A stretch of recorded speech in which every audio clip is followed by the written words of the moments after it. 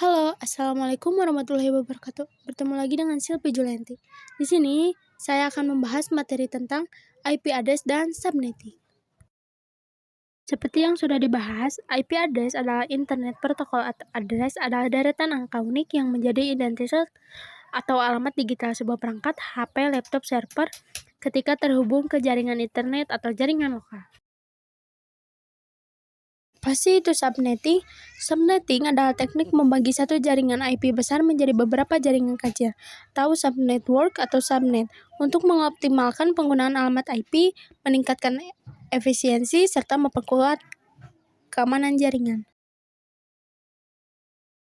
Apa sih perbedaan IP classes dan IP class pool? IP classes metode pengalamatan yang tidak terikat pada batasan kelas standar, kelas A, B, atau C. Metode ini menggunakan classes domain routing atau CIDR yang ditandai dengan slash 24 untuk menentukan panjang subnet mask secara lebih fleksibel. Dan apa itu IP class pool?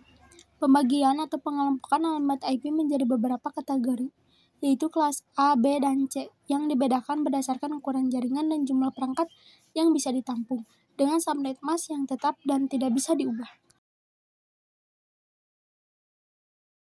Ada IP v4, bitnya 32, 0 sampai 255, 192.168.1 per 24.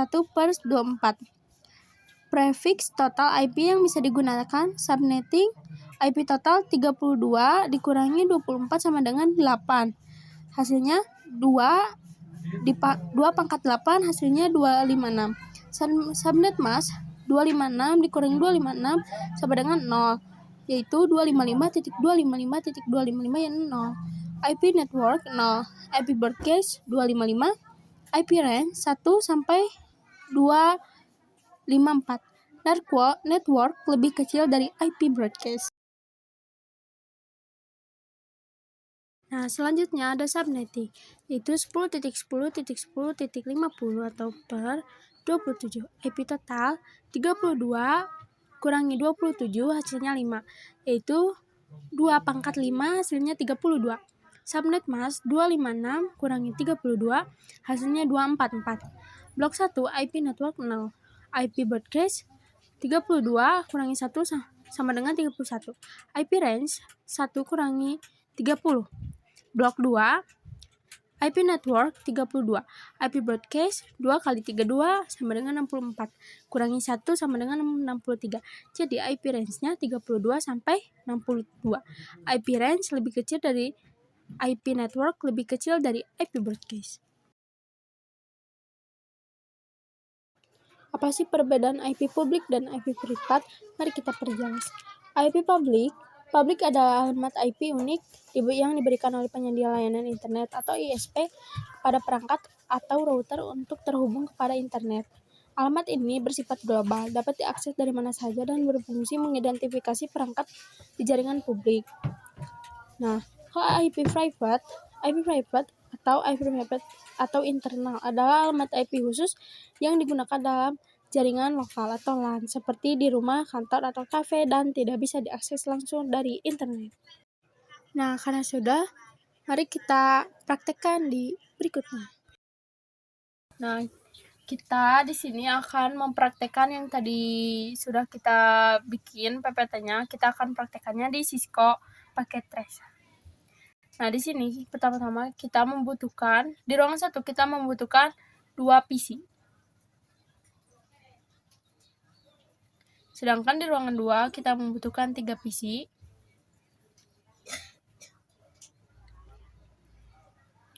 Lalu kita memakai switch.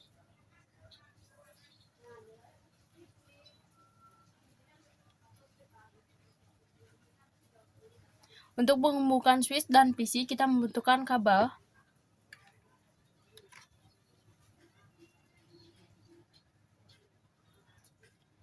Lakukan hal yang sama kepada ruangan 2.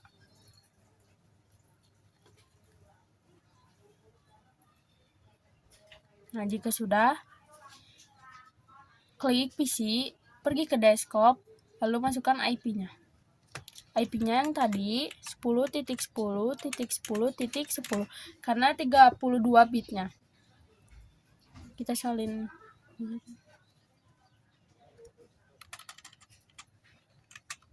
255.255.224. Ini subnet masknya, salin aja biar cepat.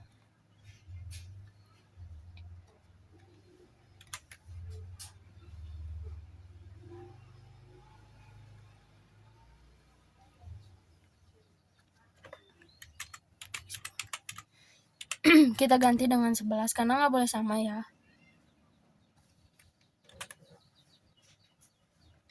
Lalu ruangan 2 karena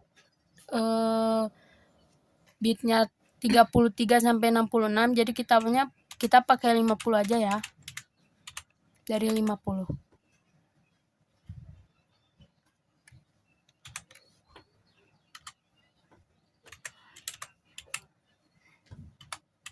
Dua lima lima titik 224.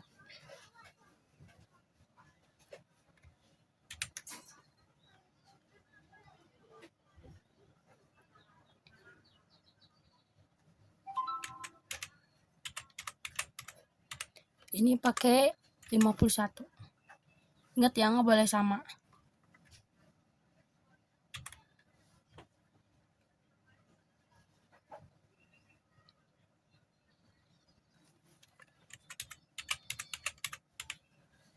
Ini kita pakai 52.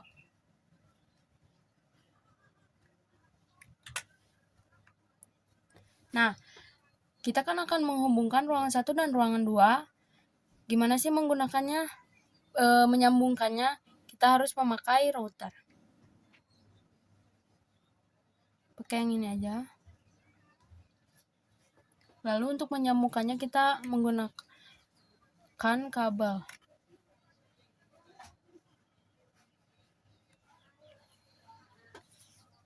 Klik, pergi ke config. Ini harus ditunggu dulu. Nah, kalau udah gini berarti udah bisa.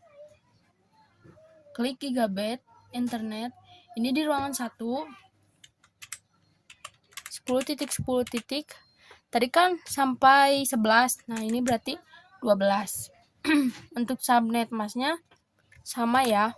Jangan lupa untuk dinyalakan. Nah, untuk ruangan 2 10.10.10.53. Jadi kan sampai 52. Nah, ininya sama, jangan lupa di on kan juga. Nah, setelah kita masukkan kedua ini, lalu pergi ke PC, kita masukkan gateway-nya yang tadi 10.10.10. Ini 12.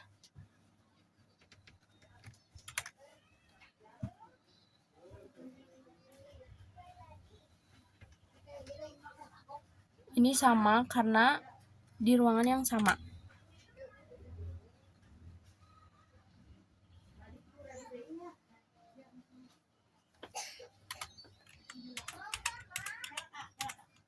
Ini 53.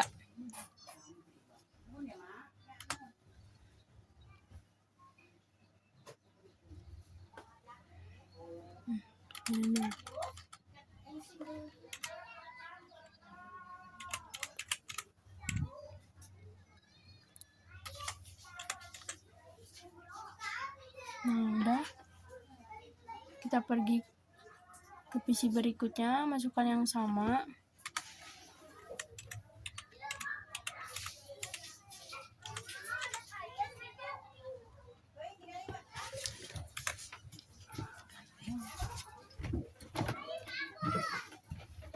IP. Nah, udah. Kita cek apakah dari ruangan 1 ke ruangan 2 menyambung. Caranya klik pesan yang di atas ini. Nah, klik, masukkan. Ini hasilnya pasti valid, tapi coba kita percobaan kedua apakah bisa. Nah, sukses. Kita coba lagi.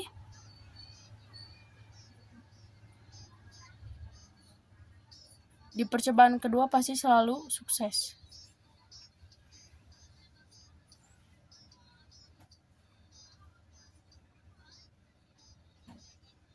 Sukses nih.